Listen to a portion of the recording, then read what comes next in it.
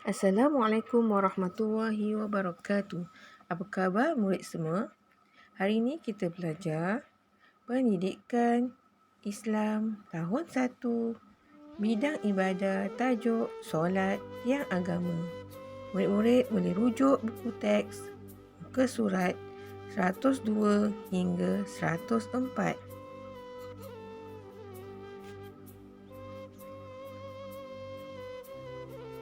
Apa itu solat? Solat ialah perkataan dan perbuatan tertentu yang dimulai dengan takbiratul ihram dan diakhiri dengan salam. Setiap orang Islam yang cukup syaratnya wajib menunaikan solat 5 waktu. Solat yang agama. Okey, murid-murid boleh perhatikan gambar ini. Ayat Al-Quran berkaitan dengan solat yang agama. Bismillahirrahmanirrahim. Inna solata kanat 'alal mu'minina kitaban mawquta. Surah An-Nisa. Maksudnya, sesungguhnya solat itu ialah ketetapan yang diwajibkan kepada orang-orang yang beriman yang tertentu waktunya. Okey, awak tengok gambar ini, gambar bumi. Di mana saja kita berada, kita wajib solat. Di mana saja manusia berada di bumi ini, kita wajib solat. Tak kira lah sama di hutan, di dalam hutan, di dalam kapal terbang, kita di atas kapal, di kebun ataupun kita di kutub. Kita wajib solat di pejabat, di tempat kerja.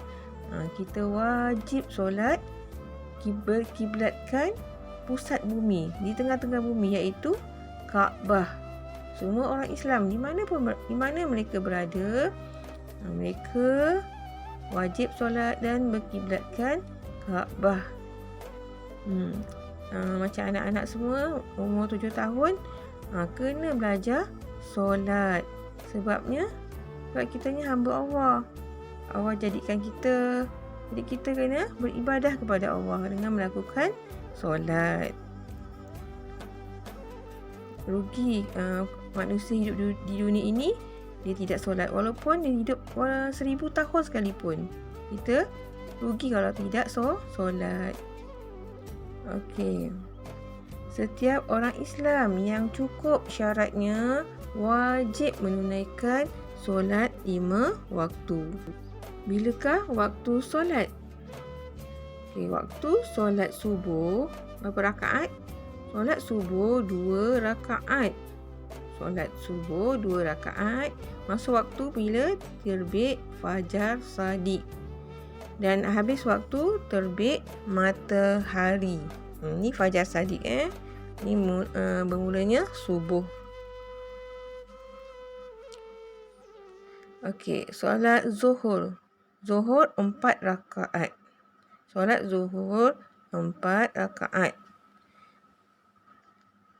Masa waktu bila gelincir matahari dan terbentuk sedikit bayang-bayang. Awak tengok kayu ni, ada sedikit bayang-bayang menandakan masuknya waktu solat zuhur. Okey, habis waktu zuhur, bayang-bayang sama panjang dengan objeknya. Bayang-bayang sama panjang dengan objeknya. Tengok sini. Kayu ni, okey, dia punya bayang-bayang ni sama panjang. Kayu dan bayang-bayang sama panjang. Maksudnya berakhirnya solat zuhur. Solat zuhur 4 rakaat. Asar, solat asar pun 4 rakaat. Solat asar 4 rakaat. Masuk waktunya bila bayang-bayang lebih panjang dari objeknya. Bayang-bayang lebih panjang daripada batang kayu tersebut.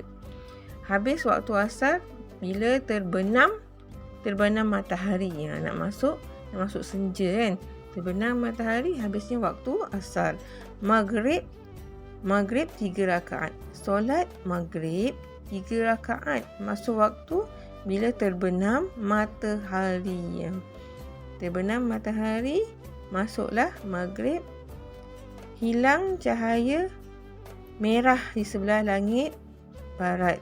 Itu menandakan habis waktu maghrib. Waktu maghrib ni pendek, tak panjang. Okey, solat isyak. Isyak 4 rakaat. Solat isyak 4 rakaat. Masuk waktu bila hilang cahaya merah di sebelah langit barat. Dan berakhir bila terbit fajar Saudi. Ini nak masuk subuh. Waktu isyak panjang. Waktu isyak sangat panjang. Okey. Kepentingan menunaikan solat 5 waktu. Yang pertama, bukti keimanan kepada Allah. Nombor 2, mendapat pahala dan menguatkan iman. Nombor 3, membentuk akhlak mulia. Nombor 4, menghapuskan dosa. Nombor 5, memperoleh ketenangan. Nombor 6, mendisiplinkan diri.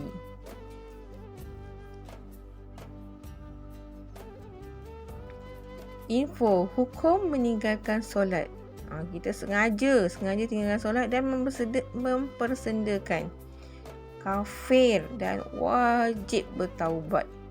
Sengaja kerana malas, fasik dan wajib juga bertaubat. Tidak sengaja, dimaafkan. Tapi awak kena qada ni bagi yang wajib.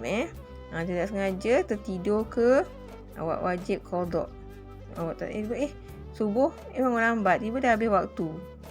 Awak wajib qada. Latihan di buku aktiviti muka surat 110 hingga 111. Solat tiang agama. Gariskan jawapan yang betul.